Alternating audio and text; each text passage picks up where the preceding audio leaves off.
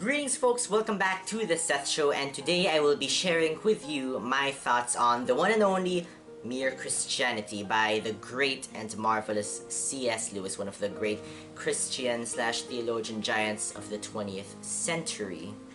Mere Christianity at its core is a book on the different traditions and beliefs of the Christian faith, and even presenting some counter-arguments to some of the arguments presented by non-Christians on how the Christian faith is refutable and is very easy to pick apart, when in reality it's not, and Mere Christianity does a great job at that.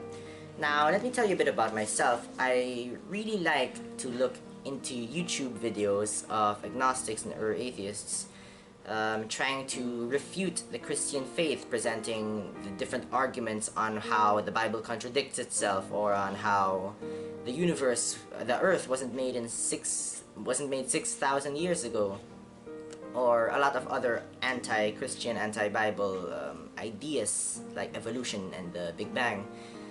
And this, honestly, is a breath of fresh air. If you're watching all those like me, there were times when I'd think, they might have a point. Maybe this is wrong in the Bible, or there are times where I honestly thought that, and this book is honestly a lifesaver. Of course, I've never lost my faith in Christ and the Bible, but this just solidifies it with a cement, with bedrock. It solidifies it the best way it can, and I'm looking forward to reading more of C.S. Lewis's works on Christianity, like the Screwtape Letters and other books. This, at its core, is a theological work. It presents counter-arguments to some arguments that the atheists like to bring up, like the moral argument that theologians like to counter with, and they rebuttal with it. I don't know. It's very good. It explains a lot of the ideas of Christian living, like, for example, the ability to do good. The scientists or the agnostics will say that, okay, it's our quote-unquote herd instinct, don't quote me on that, because we were once ape-like creatures, we developed an instinct that, okay, we do this, but at the same time, there's this instinct within us that tells us to preserve ourselves, to put ourselves first. Now, those are two separate instincts, but C.S. Lewis says in this book, there is another instinct, and don't quote me on this, it might be different a little, but he basically said there's a third instinct telling us which one of the two is the better option. If we see someone like about to fall from a cliff and there's fire around, our herd instinct will tell us to help that person out, to save them, while our self-preservation instinct will tell us to get the heck out of there because we have to stay alive to save yourself.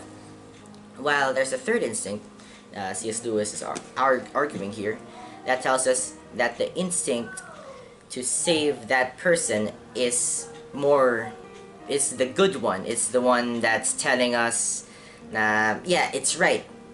Save that person even if you risk your own life. And C.S. Lewis argues that that instinct is the morals that's been given to us by our almighty creator.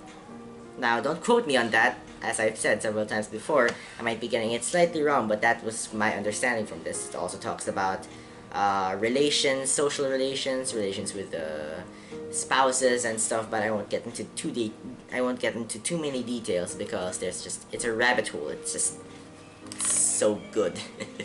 I've read probably half 100 books, at least, give or take, maybe even 100 at this point, I don't know.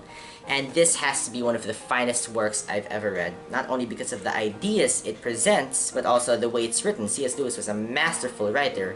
Actually, an interesting fact about this is the fact that originally, most, if not all, of what's here was from like a radio broadcast that C.S. Lewis was talking in, like through the radio, I think, during the Blitz in World War II, when Germany was bombing London and other parts of Britain. He was talking to his fellow Englishmen about what he eventually wrote down here and turned into a book format. And that's a very interesting idea, thinking, just while I was reading this, like, these words were said to people who thought their lives were about to end. People who saw their world crumbling around them, who saw the neighboring France just been annihilated by the German army, who are now seeing their own cities and homes be decimated by German bombs, seeing their fellow brothers and sisters just die in the streets. And it's very interesting to read this. It's really comforting. Another interesting factor about this book is the fact that before C.S. Lewis wrote it, he was actually an atheist. He didn't believe in any god, the Christian god, the Muslim god, none of it. He believed in evolution and the Big Bang, I think, as far as I know. The bottom line is, he was an atheist. He didn't believe in any god. And eventually he found Christ, and then he wrote, I believe, his most compelling words and arguments for Christ into this book and to a lot of his other books. Now, again, don't quote me on that, but that's what my interpretation of this is. Anyway, the bottom line is that this is a great work of literature. God bless C.S. Lewis's soul. He was fantastic. He was amazing. He really contributed and did a lot for Christianity here, especially at a time when Christianity, or even the people of England, needed him the most, because he spoke these words of comfort over the radio, and I can really just imagine how they must have felt. This is fantastic. I have nothing but praises to say of this book. You should definitely get it. You should definitely read it. It's amazing. If you're a Christian, if you're not a Christian, doesn't matter. It's a great piece of literature in my personal, humble opinion. So, yeah. Thank you very much for watching the Seth Show. If you enjoyed, then hopefully you'll still be watching at this point. Stay tuned for more, and see you in the next one.